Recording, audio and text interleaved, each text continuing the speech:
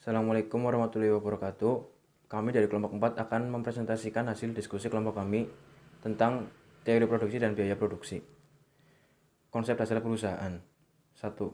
Struktur perusahaan. Hal ini menyangkut terhadap tanggung jawab mengenai jabatan seseorang dan hubungannya dengan posisi jabatan lain. Faktor-faktor yang mempengaruhi pembentukan struktur perusahaan antara lain: 1. Strategi organisasi mencapai tujuan. 2. Perbedaan teknologi yang digunakan untuk memproduksi output. Ketiga, kemampuan dan cara berpikir para anggota, serta kebutuhan mereka, juga lingkungan sekitarnya. Yang kedua ada tujuan perusahaan. Fokus hal ini adalah setiap pengambilan keputusan perusahaan harus mengandung nilai transparansi, responsibility, accountability, dan fairness. Tujuan perusahaan antara lain: 1. Maksimisasi sumber daya atau tenaga kerja. 2. Maksimisasi output atau penjualan. Yang ketiga adalah maksimisasi growth atau pertumbuhan. 3. Corporate power dan kinerja perusahaan. Ada prasyarat dasar yang harus dipenuhi dalam suatu organisasi, yaitu 1. Indikator kerja. Indikator ini harus bisa menjawab berbagai masalah yang dihadapi perusahaan. Yang kedua ada kontrak kinerja. Dengan adanya kontrak kinerja, atasan dapat menilai apakah si bawahan sudah mencapai kinerja yang diinginkan atau belum. Yang keempat ada produksi. Produksi merupakan konsep arus atau flow konsep, bahwa kegiatan produksi diukur dari jumlah barang-barang atau jasa yang dihasilkan dalam suatu periode waktu tertentu. Sedangkan kualitas barang atau jasa tidak berubah. Kategori kegiatan produksi adalah: 1. Produksi sesuai pesanan atau custom order production. Yang kedua, produksi massal yang kaku atau rigid mass production. Yang ketiga, produksi massal yang fleksibel atau flexible mass production. Dan yang keempat, ada proses atau aliran produksi. Kemudian fungsi produksi. Fungsi produksi atau production function adalah fungsi matematika yang menghubungkan kuantitas output dengan input yang digunakan dalam proses produksi. Fungsi tersebut mewakili batas output yang dapat diproduksi oleh produsen dari setiap kombinasi input yang memungkinkan. Fungsi ini berguna untuk menentukan berapa banyak output yang harus mereka hasilkan, mengingat harga suatu produk. Dan untuk mencapai output itu, kombinasi input apa yang harus mereka gunakan.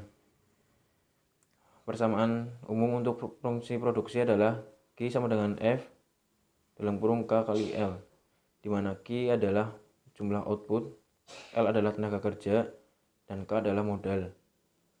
Dari fungsi itu, output meningkat secara proporsional dengan setiap unit input tambahan. Di bidang ekonomi biasa disebut skala pengembalian konstan. Yang kedua ada fungsi produksi Cobb-Douglas. Untuk fungsi produksi tersebut bisa dilihat di layar. Assalamualaikum warahmatullahi wabarakatuh. Perkenalkan, nama saya Fauzan Haidar. Di sini saya akan mempresentasikan tentang kurva produksi jangka pendek. Definisi dari kurva produksi jangka pendek yaitu kurva produksi menunjukkan hubungan antara input dan output. Hubungan antara TP, MP, dan AP, yaitu yang pertama adalah marginal produk atau MP, adalah slope dari total produk, yang artinya jika total produk atau TP akan meningkat, maka MP lebih dari 0 akan maksimum pada saat MP sama dengan 0 dan akan turun pada saat MP kurang dari 0.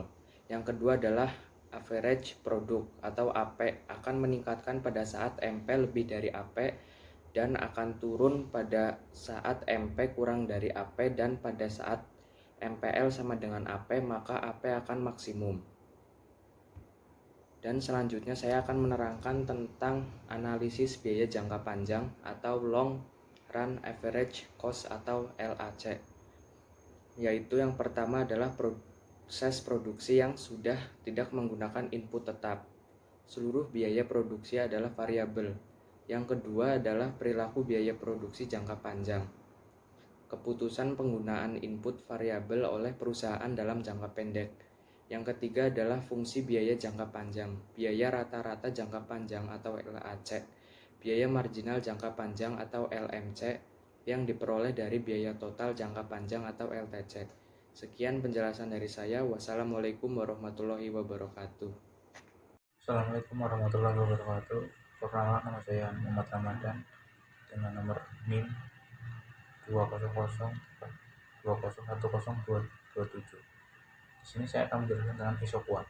Apakah yang dimaksud isokuan itu? Isokuan adalah kurva yang merupakan tempat kedudukan titik-titik yang menunjukkan kombinasi dua faktor revolusi guna menghasilkan tingkat produksi yang sama. Kurva isokuan memiliki ciri-ciri sama dengan kurva indiferensi dalam teori perilaku konsumen. Kurva isokuan menunjukkan kombinasi dua faktor produksi yang menghasilkan jumlah produk yang sama. Contohnya, kombinasi A, unit of capital 50, unit of labor 1, total output 1500. Kombinasi B, unit of capital 45, unit of labor 2, total output 1500. Kombinasi ketiga yaitu C, unit of capital 41, unit of labor 3, total output 1500. Yang ke D, kombinasi D, unit of capital 38, unit of labor 4, total output 1500. Bisa kita cek untuk grafiknya.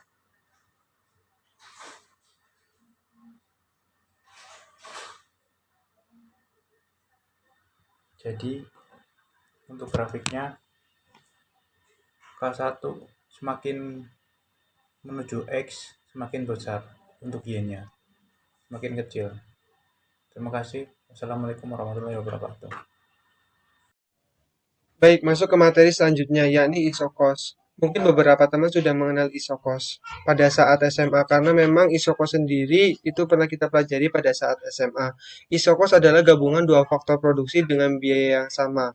Maksud dari gabungan dua faktor produksi adalah semisal dalam suatu usaha kita memerlukan modal, sumber daya alam, sumber daya manusia. Itu merupakan contoh dari faktor produksi. Semisal modal yang kita keluarkan adalah 100.000 dan sumber daya manusia seperti gaji atau upahnya kita keluarkan 100.000. Itu kan nilainya sama, berarti kita bisa sebut dengan isokos. Yang kedua adalah pembuatan garis isokos. Pembuatan garis ini digunakan untuk membuat kurva isokos. Pembuatan isokos memerlukan yang pertama adalah data harga faktor produksi. Data harga faktor produksi ini berisi daftar harga-harga apa yang akan kita beli. Yang kedua adalah jumlah uang yang tersedia digunakan untuk membeli faktor produksi. Kita harus melihat lagi jumlah uang yang tersedia untuk bisa membeli daftar faktor produksi itu. Masuk ke selanjutnya adalah rumus isokos. Rumus ini digunakan sebagai acuan dalam pembuatan kurva isokos. Yakni rumusnya adalah PK kali K ditambah PL dikali L sama dengan I. Keterangan PL adalah harga input modal, PK adalah harga input tenaga kerja, L adalah tenaga kerja yang dibeli, K adalah jumlah modal, I adalah anggaran yang tersedia. Kurva isokos, modal akan berbanding terbalik dengan tenaga kerjanya. Garis yang menghubungkan antara modal dengan tenaga kerja disebut dengan isokos. Modal sendiri bisa kita sebut dengan kapital dengan simbolnya adalah K, sedangkan tenaga kerja kita bisa sebut dengan labor atau simbolnya adalah L. Semisal yang dimaksud dengan modal berbanding terbalik dengan tenaga kerjanya adalah ketika modalnya kecil seperti modalnya 0, tenaga kerjanya pasti akan lebih banyak yakni 8. Semisal modalnya 1, maka tenaga kerjanya 6 dan seterusnya. Kurva isokos untuk perubahan biaya. Bagaimana jika terjadi perubahan biaya? Jika kita lihat di kurvanya, perubahan biaya itu terjadi pada garis isokosnya di mana jika terjadi kenaikan akan mengarah ke kanan. Sedangkan untuk perubahan tenaga kerjanya jika terjadi perubahan jumlah tenaga kerja, maka garis isokosnya yakni akan bergerak ke kanan di garis tenaga kerjanya saja. Masuk ke materi selanjutnya, yakni biaya tetap atau fixed cost. Biaya tetap adalah biaya yang jumlahnya tetap atau konstan, menurut Mulyadi tahun 1984. Artinya biaya ini tidak dipengaruhi oleh volume kegiatan atau aktivitas kegiatan tersebut dalam jangka waktu tertentu. Misalkan dalam situasi saat ini, kita tahu bahwa hampir semua perusahaan tidak dapat melakukan produksinya, tetapi mereka harus membayar seperti membayar asuransi, PBB, agar ketika peristiwa ini hilang, maka perusahaan dapat menjalankan perusahaannya kembali. Yang kedua, biaya tetap FC atau TFC dibagi menjadi dua.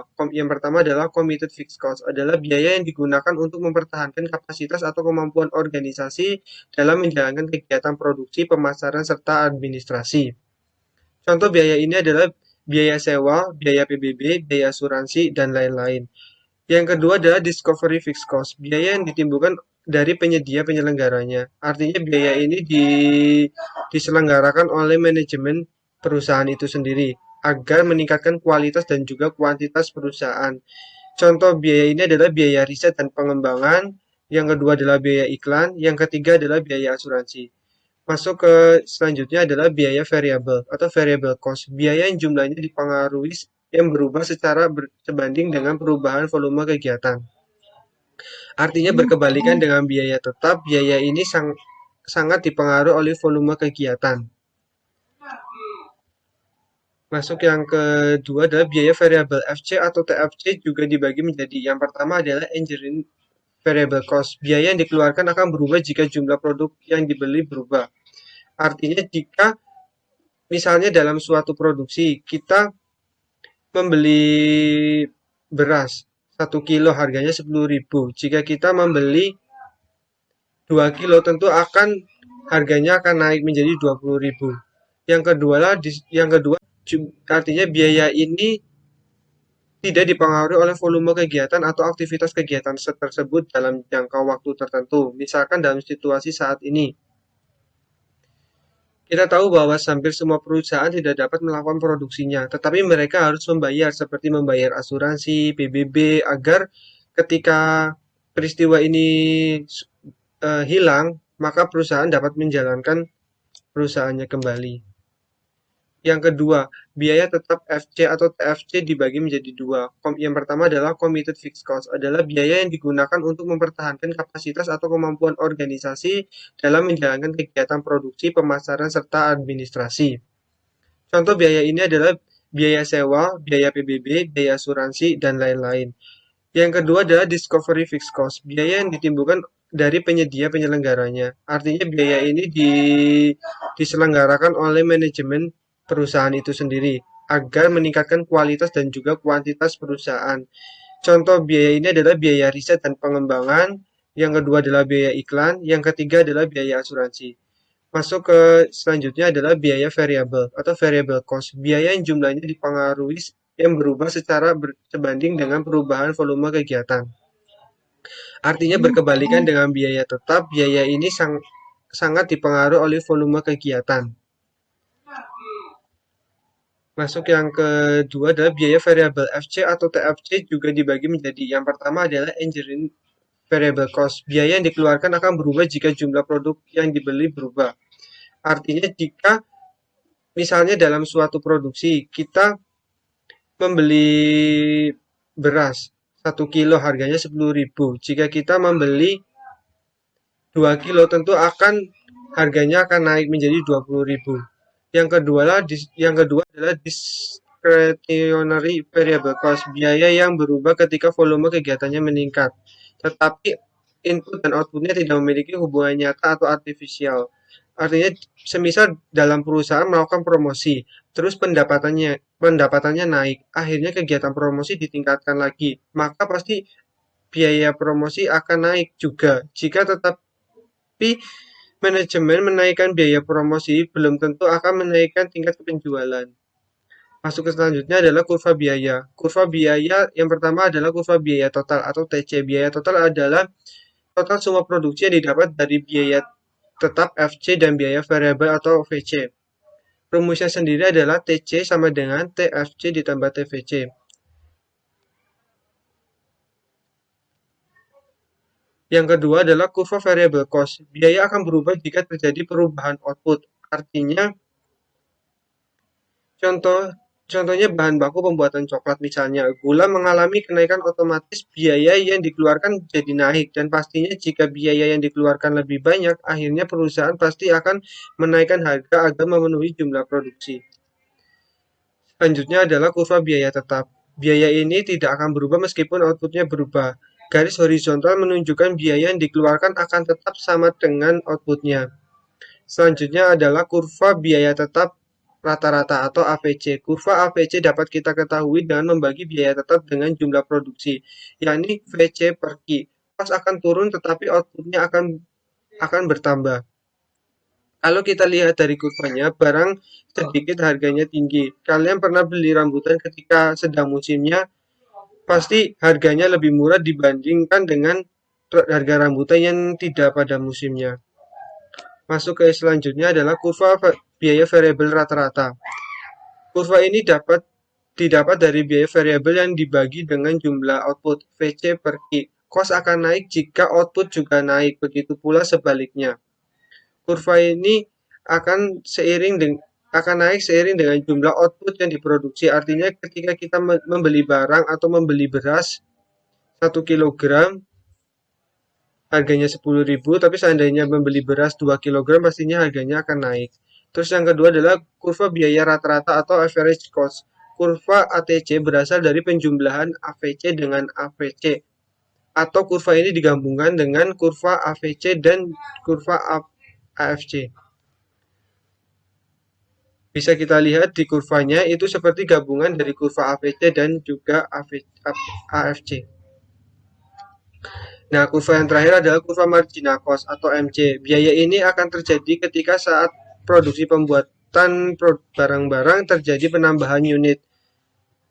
Biaya ini akan terjadi jika barang suatu produksi tiba-tiba ada penambahan. Contohnya adalah dalam pembuatan donat. Bahannya sudah dibeli semuanya, tetapi tiba-tiba rasa donatnya kurang manis. Akhirnya kita membeli gula tambahan. Nah, itu yang dimasukkan dalam kurva marginal cost. Terima kasih.